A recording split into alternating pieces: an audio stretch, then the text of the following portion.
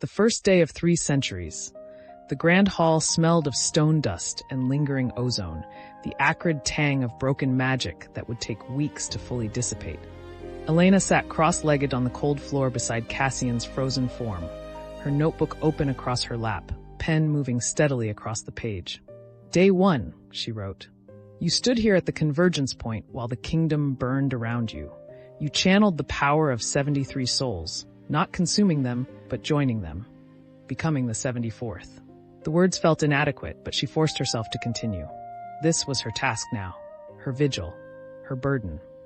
Cassian's eyes stared past her, unseeing. His chest rose and fell with glacial slowness, each breath taking nearly a minute to complete. The void flame corruption had frozen in place across his skin, dark veins forming geometric patterns that pulsed with faint purple light in rhythm with his heartbeat. His core temperature had stabilized at 68 degrees, cold enough that frost formed on his lips in the morning chill. Elena reached out and touched his hand. Still cold, always cold now. I promised I would read to you every day, she said softly. So that's what I'm going to do. She opened the first notebook, the one she'd filled during his transformation, documenting who he was before the corruption took hold. Her throat tightened as she began to read. Your name is Cassian Netherbane. You are 22 years old. You have a sister named Elena, who laughs like wind chimes and wants to be a healer. You're afraid of heights, but you climbed the North Tower anyway to see the stars. You take your tea with honey. Her voice cracked. She stopped, wiped her eyes, forced herself to continue. You saved us all. Footsteps echoed through the hall. Elena looked up to see Archmage Verena approaching, moving slowly, one hand pressed to her bandaged side. The older woman's face was drawn with exhaustion, but her eyes were clear. How is he? Verena asked. Elena gestured to her monitoring equipment. Essence meters, temperature gauges, crystalline resonance detectors arranged in a careful circle around Cassian's position. Stable. The ceiling is holding. The 74 are together. And you? Elena looked down at her hands. They were shaking slightly, had been since yesterday. I'm fine. Liar. Verena lowered herself carefully to sit on a nearby chunk of rubble. You haven't slept. You haven't eaten. Elena, you can't maintain this pace for 3 centuries. I have to. You have to survive, Verena corrected gently. That's what he would want. That's what he needs. For you to be here, whole and present, not burning yourself to ash trying to match his sacrifice. Elena's jaw tightened. I'm not leaving him. I'm not asking you to. Verena pulled something from her robes. A leather-bound journal, its cover worn smooth with age. This belonged to Seraphina Thornweave, Kale's widow. She served as keeper for 40 years after the original sealing. Elena took the journal carefully, running her fingers over the embossed seal on the cover. There was a keeper before? There were 7 over the centuries. Each one maintained the vigil until age or illness forced them to pass the duty on. Verena's voice was soft. Seraphina's journal contains practical guidance, how to maintain the monitoring equipment, how to interpret the resonance patterns, how to endure. Elena opened the journal to a random page. The handwriting was elegant but shaky. Day 3847. I read Kale his favorite passage from the Chronicles today. I don't know if he can hear me. The resonance patterns suggest consciousness, but there's no way to be certain. Sometimes I think I see his eyes move, tracking my voice. Sometimes I think I'm going mad. Elena closed the journal. Did she go mad? No. Verena smiled sadly. She endured. She found ways to live alongside the vigil, rather than being consumed by it. She married again, eventually. Had children. Built a life in the spaces between her duty. I can't imagine. Not yet, Verena agreed. Right now, this is all you can see. But Elena, you're 22 years old. You have a lifetime ahead of you. Cassian wouldn't want you to spend it as a ghost haunting his prison. Elena looked at Cassian's frozen face, remembering the warmth of his smile, the way his eyes crinkled when he laughed. He's not a prison. He's the keeper. And I'm just trying to keep him company. Verena stood slowly, wincing. The king has arranged quarters for you adjacent to the hall. Comfortable rooms, well-appointed. You'll have access to the archives, to any resources you need. She paused. And Elena, take care of yourself. That's not a suggestion. It's part of your duty now. After Verena left, Elena sat in silence for a long time, listening to the slow rhythm of Cassian's breathing. Finally, She picked up her pen and continued writing. I met with Archmage Verena today. She gave me Seraphina Thornweave's journal. Evidence that I'm not the first to walk this path. I don't know if that makes it easier or harder. Knowing that others endured this vigil for decades, watching their loved ones frozen in time while the world moved on without them. She paused, considering her next words carefully. I'm afraid, Cassian. I'm afraid I'll forget the sound of your voice. I'm afraid I'll forget how your hand felt in mine when it was warm. I'm afraid that 300 years from now, when you wake, I'll be nothing but dust and you won't remember why you did this. Her hand moved to the corruption pattern on his forearm, tracing the geometric lines. And there, so faint she almost missed it, a pulse of warmth. Just for a second. Just enough to make her breath catch. Cassian? Nothing. The pattern returned to its steady, cold rhythm. But Elena pulled out her resonance detector anyway, checking the readings. The pattern had shifted, just slightly, but measurably.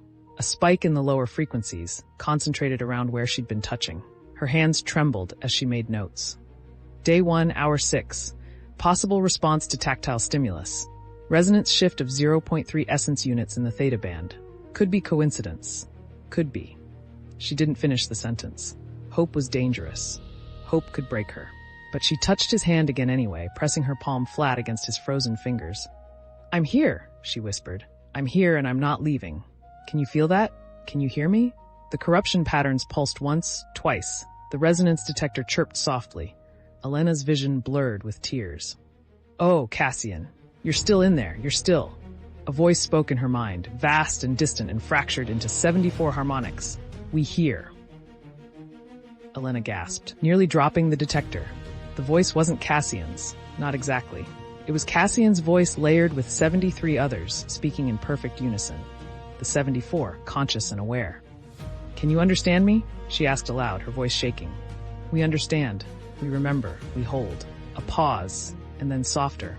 Elena. She pressed both hands against his chest, feeling the slow beat of his heart beneath her palms. I'm going to read to you every day.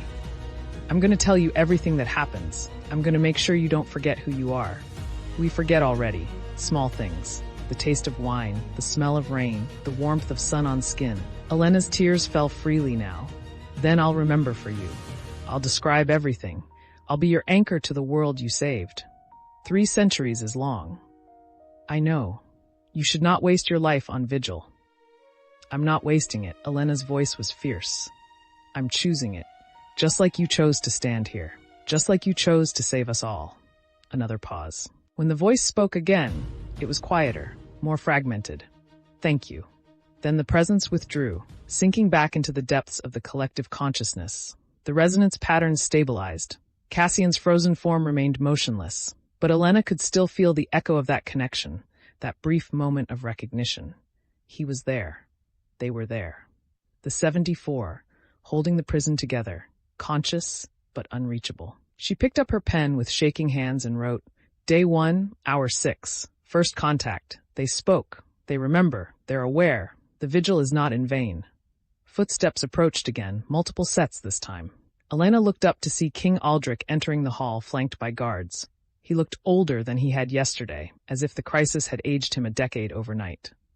Miss Brightwater, he said formally, I've come to inform you that the Royal Council has officially recognized your position as Keeper of the 74. You will receive a stipend, access to all necessary resources, and quarters adjacent to this hall. Elena stood, wiping her eyes quickly. Thank you, Your Majesty. Aldrich approached Cassian's frozen form, studying it with an expression Elena couldn't quite read. Grief? Guilt? Respect? I should have listened to him sooner, the king said quietly. I should have authorized the use of forbidden magic when the wards first began to fail. Instead, I let my father's trauma dictate my choices, and young Cassian paid the price for my cowardice. He didn't see it as a price, Elena said. He saw it as necessity, as duty. Perhaps. Aldrich touched the edge of Cassian's corruption pattern with one finger, then withdrew his hand as if burned. But that doesn't absolve me of responsibility. I will ensure his family is cared for. His sister will want for nothing. Liana doesn't know yet, Elena said, what he became, what he did. We've sent word to the academy. She'll be told that her brother is a hero, a warden of the realm. That much, at least, is truth. Aldrich straightened. Miss Brightwater, the kingdom owes you a debt as well. You stood by him when others fled. You witnessed what needed witnessing. That took courage. I just loved him, Elena said simply. Aldrich's expression softened. Then you gave him the greatest gift of all, something worth fighting for. He gestured to the guards. See that Miss Brightwater has everything she needs, and inform the council that the Grand Hall is to be rebuilt around the sealing site. Let this place stand as monument to the price of our safety. After they left, Elena returned to her vigil. She read to Cassian from her notebooks, describing the rebuilding efforts beginning around them. The way sunlight filtered through the broken roof, the sound of hammers and saws as workers began repairs. She read until her voice grew hoarse, until the sun set and torches were lit around the hall. She read until exhaustion finally forced her to stop, and even then she sat beside him, one hand resting on his frozen fingers.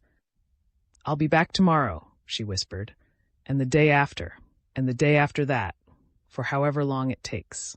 The corruption patterns pulsed once, so faint she might have imagined it. But she chose to believe it was real, chose to believe they heard her, chose to believe the vigil mattered, because 3 centuries was a long time to hold the darkness at bay, and someone had to remember why it was worth it. Thanks for watching our stories. Don't forget to like and subscribe for more epic adventures. Thanks for watching our stories. Don't forget to like and subscribe for more epic adventures.